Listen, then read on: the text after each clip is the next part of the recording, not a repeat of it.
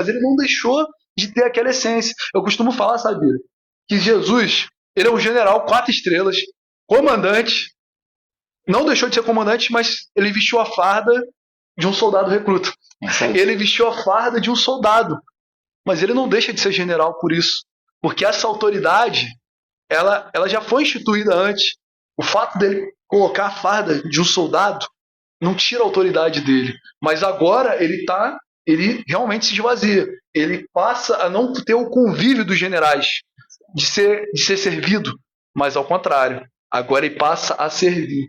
E nisso a gente consegue, com os pais da igreja, a gente consegue fundamentar, essa é a chamada, essa doutrina, a gente conhece como união hipostática. O que é a união hipostática? Vocês virem lá em química, vai aparecer assim, ó, já viu quando você mistura por óleo, água, petróleo? As duas são duas substâncias que não se misturam, porém elas estão iguais, estão em equilíbrio. Então elas estão presentes no mesmo local, mas elas não se misturam. Isso é união hipostática. Por isso aí a gente fala, Jesus, 100% homem, 100% Deus. Deus, ele nunca deixou de existir, sempre foi Deus. Sim. Só que em determinado momento temporal, porque Jesus é Deus aonde? No Kairos, na eternidade. Mas ele sai da eternidade e entra no tempo, e vem para o Cronos. Quando ele entra no Cronos aqui, ele ganha uma natureza humana, uma natureza como a minha e a tua. Né? E quando ele ganha essa natureza, a gente entende isso como união hipostática. Um dos grandes defensores que a gente vai falar é Agostinho, na igreja Agostinho de Hipona, que as pessoas conhecem como Santo Agostinho, um dos pais da igreja, um dos grandes teólogos da igreja inteira, assim, e ele formula, recebe essa palavra realmente união hipostática, baseado em quê? Baseado em Filipenses, que o irmão acabou de ler, que Jesus, sendo Deus, ele se esvazia e ganha a natureza de servo, de homem, e ele passa a servir. E ele não veio para se autoglorificar. E ele fala, e justamente esse texto é importante, que esse texto de Filipenses, o que estava acontecendo com a igreja de Filipos? Um queria ser melhor que o outro. Eu sou melhor que fulano de tal. É só você ler o texto de Filipenses, capítulo, você vai ver. Eu sou fulano de tal, eu sou não sei o quê, papapá. Ele fala, irmãos, tem de vós o mesmo sentimento que houve em Cristo Jesus. Qual que era o sentimento? Sendo ele Deus, ele não fez a sua igualdade com o Pai algo que poderia representar, tinha que utilizar aquilo. Mas pelo contrário, ele se esvazia disso.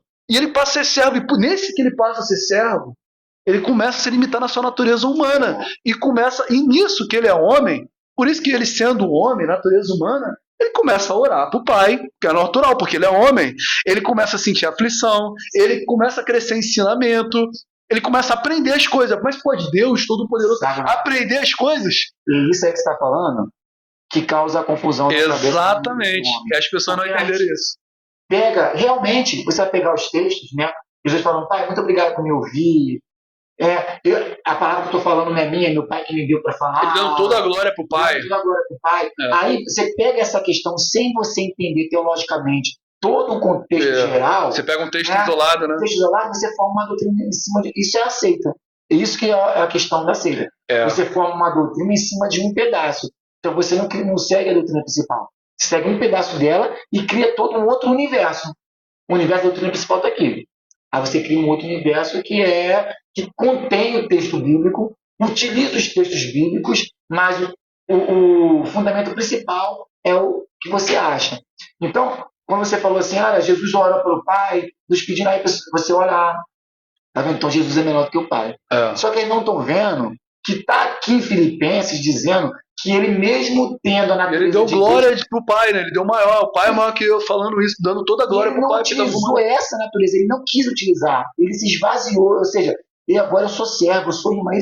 Tem outro texto que fala que ele se tornou irmão. Ele se tornou irmão. Vocês são meus irmãos, ele chama. Então, mas ele se tornou. É outra coisa maravilhosa. Quando ele fala ali com Pilatos, né? Fala, nada você pode fazer se não fosse permitido.